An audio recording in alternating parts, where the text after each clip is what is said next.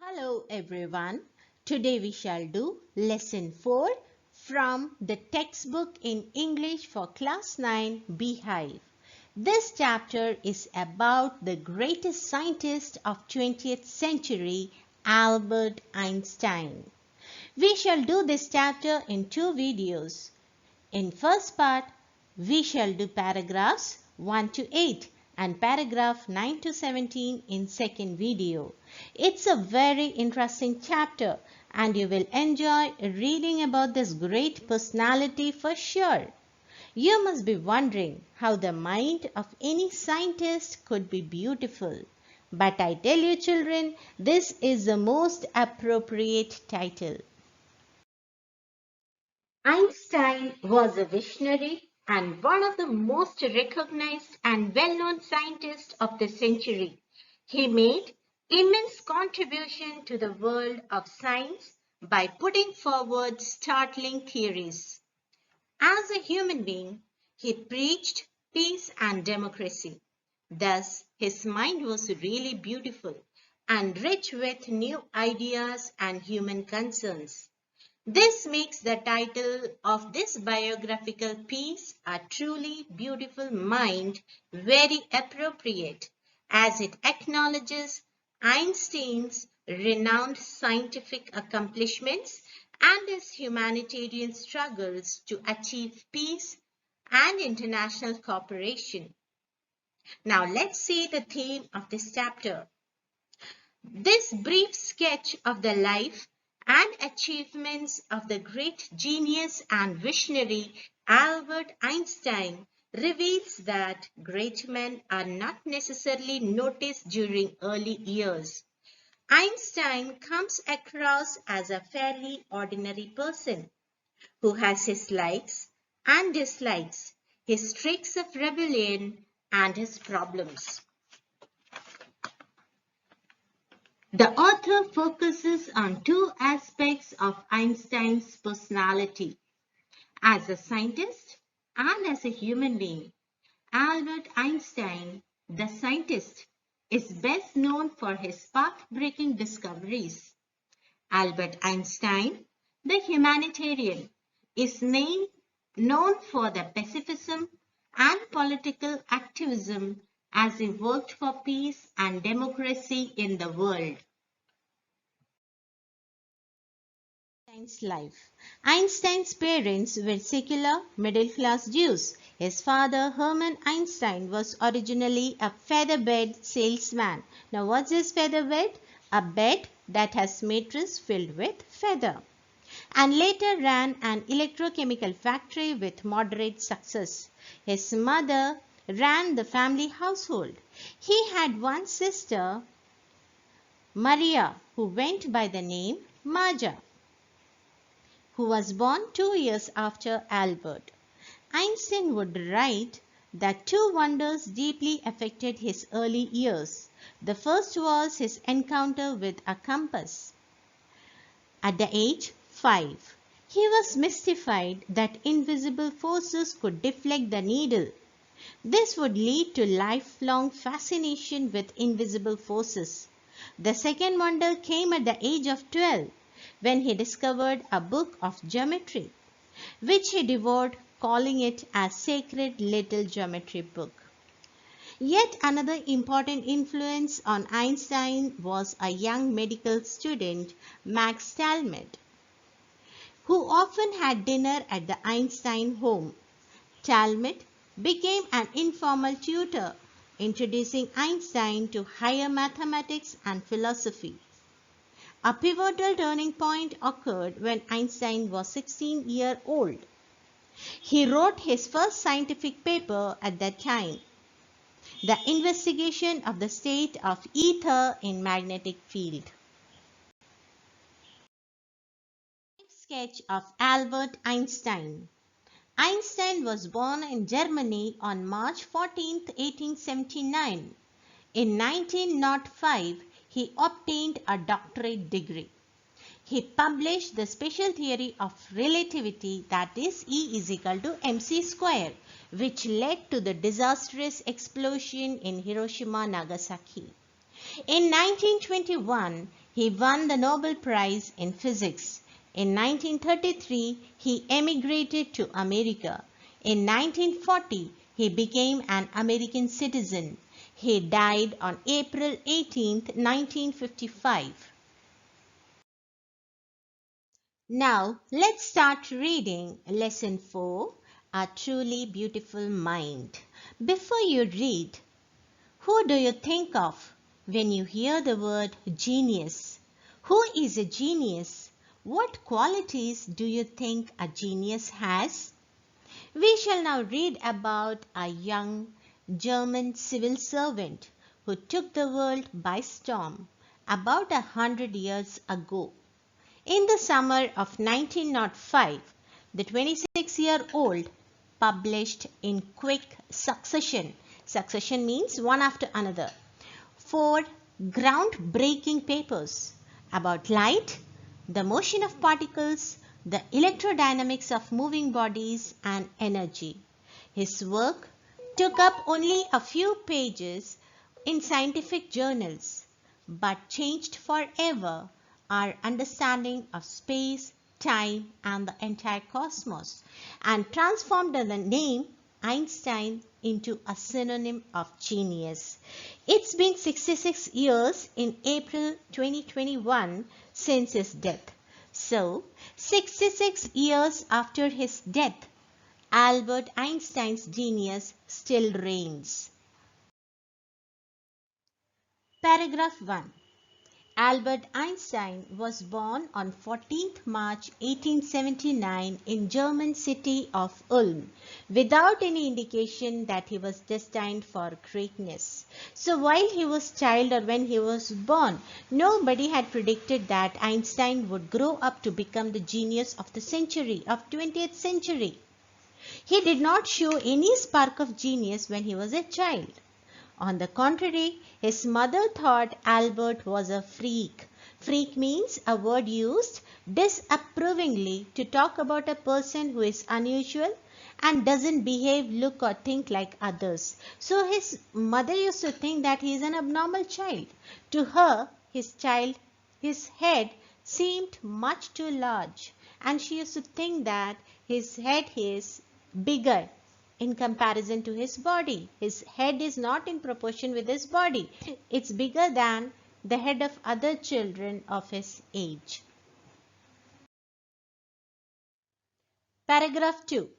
At the age of 2.5, Einstein still wasn't talking. He was a slow child. He learned to speak very late, and his parents were worried about that too. When he finally did learn to speak, he uttered everything twice. Even this thing was uncommon about Einstein. When he started speaking, he used to utter everything. He used to repeat everything 2 times. That too was not normal.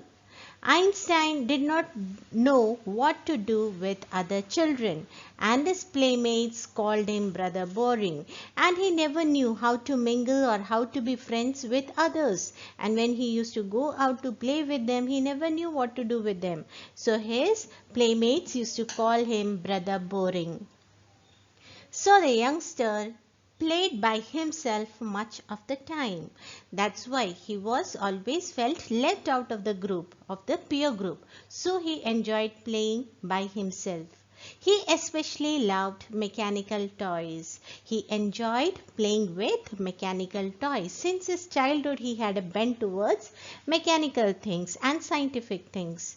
Looking at his newborn sister, Maja, whose original name is Maria and nickname was Maja, he is said to have said, "Fine, but where are her wheels?" Seeing her newborn sister, maybe seeing her very small legs, he thought how she is going to walk, or assuming that this newborn sister is a doll. So he asked a very unusual question, that where are her wheels, how she is going to walk.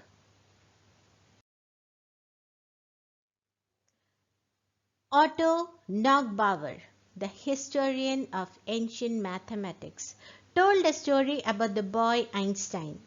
that he characterizes as a legend, but that seems fairly authentic. So once Otto Knockbauer, he was an historian of ancient mathematics, told a story about Einstein, that he was a legend, and what he said is actually a fact. It's a reality. As he was a late talker, his parents were worried. As I told you, he was very late and slow learner, and he spoke very late. Only at the age of 2.5 he started speaking. At last, at supper table one night, he broke his silence to say, "The soup is too hot." So, the first sentence maybe he uttered was, "The soup is too hot," at the dinner table. Greatly relieved, his parents asked why he had never said a word before. So his parents were very happy to hear the sentence from his mouth, and they asked him, "Why didn't you utter any word before this?" Albert replied, "Because up to now everything was in order." So he said, "Till now I found everything in order. There was no need to speak up." Paragraph 3. A headmaster once told his father that what Einstein chose as a profession wouldn't matter because he will never make a success at anything. The headmaster of his school had such a poor opinion about him that he had once told his father Einstein would never achieve success in any career that he may choose. However, Einstein proved to be a good student as he had special interests and skills in mathematics and physics. Einstein began learning to play the violin at the age of 6 because his mother wanted him to. His mother wanted that he should get trained in one of the musical instruments, so she started training him in violin. He later became a gifted amateur violinist, maintaining this skill throughout his life. Amateur means doing something that for personal enjoyment rather than as a profession. And Einstein maintained this skill throughout his life. Paragraph 4. But Einstein was not a bad pupil. Pupil means student. He went to high school in Munich, where Einstein's family had moved when he was 15 months old, and scored good marks in almost every subject. So, what did he say? That Einstein was not a bad student when he was in school. He did his schooling in Munich, and when he was 15 months old, his parents shifted or moved to Munich, and there he scored almost good marks in every subject. Einstein hated the school's regimentation. Regimentation means order or discipline taken to an extreme. Strict school, and often clashed with his teachers. Einstein's love for freedom dated back to his school days. He felt stifled in his school in Munich because of excessive discipline. At the age of 15, Einstein felt so stifled there that he left the school for good. Stifled means unable to breathe, suffocated because of the strict discipline in that particular school. He was so suffocated that he left the school for good. Paragraph 5. The previous year, Albert's parents had moved to Milan and left their son with relatives. So, as Albert's father's business of featherbed was not working properly, it was not a success. So they planned to shift to Milan. Milan is a city in northern Italy, and they left their son with their relatives. After prolonged discussion, Einstein got his wish to continue his education in German-speaking Switzerland, in a city which was more liberal than Munich. So, He had a long discussion with his parents and he was able to convince them that he wanted to continue his studies, but he wanted to study in German-speaking Switzerland. And German-speaking Switzerland is a place which is considered to be more liberal, which has a more liberal environment than Munich. Liberal means willing to understand and respect others' opinion. So there was no forced discipline. Paragraph 6. Einstein was highly gifted in mathematics and interested in physics, and after finishing school, he decided to study at a university in Zurich. So Einstein, he had special interest and he was highly gifted in mathematics and physics too. And after finishing his school, he decided to pursue his higher studies in one of the university in Zurich. But science wasn't the only thing that appealed to dashing young man with a walrus mustache. Walrus means long, thick and drooping mustache, as you can see in the pic. Okay. Paragraph 7. He also felt a special interest in a fellow student, Meleva Merrick, whom he found to be a clever creature. So while he was doing his university course in Zurich, he came across Meleva Merrick, who was doing or pursuing the similar subject in his university. And he found her to be very clever, and this quality of hers attracted Einstein towards her.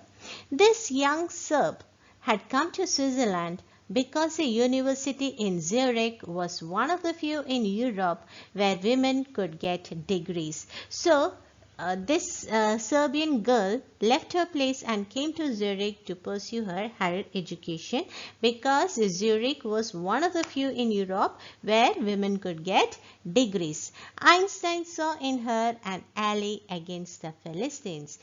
Ally means a friend or an associate, and Philistines means a word used disapprovingly to talk about people who do not like art and literature. Here, ally against the Philistines means he found a friend whose interests were similar to him. Ally against the Philistines, those people in his family and at the university with whom he was constantly at odds. So there was a constant clash with the fellow beings in the university as well as with his family members, because they never used to agree with Einstein and Einstein couldn't get into their ideas. So he found a perfect friend who had similar interests of his. The couple fell in love. Letters survive in which they put their affection into words. There are still, you can find the letters which are preserved in which you can see the affection that has been put into words. Mixing science with tenderness. Wrote Einstein, "How happy and proud I shall be when we both have brought our work on relativity to a victorious conclusion." Paragraph 8. In 1900, at the age of 21, Albert Einstein was a university graduate and unemployed. He worked as a teaching assistant, gave private lessons, and finally secured a job in 1902 as a technical expert in the patent office in Bern.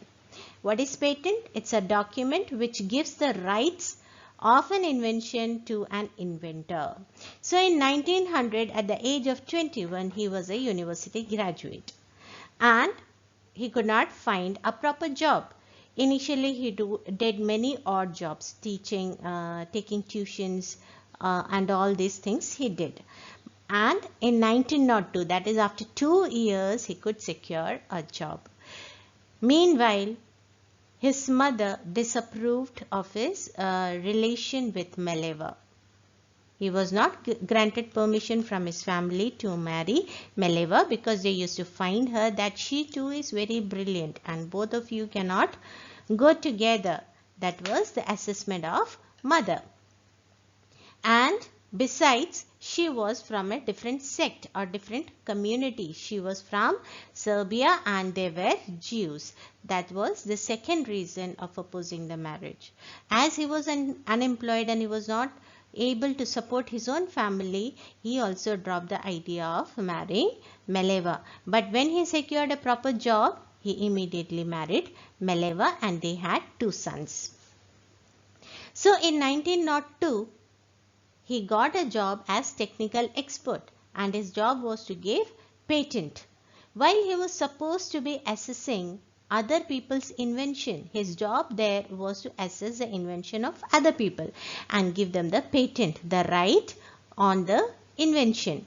Einstein was actually developing his own ideas in secret. But still, as he was assessing the inventions of other people, parallelly he was working on his ideas too. He is said to have jokingly called his desk drawer at the work the Bureau of Theoretical Physics. At the office, his desk, his table was full of theories and his assumptions, his calculations, his ideas, and he used to call his desk as Bureau of Theoretical Physics. Thank you. We shall continue the chapter about this great personality in the second part of this video.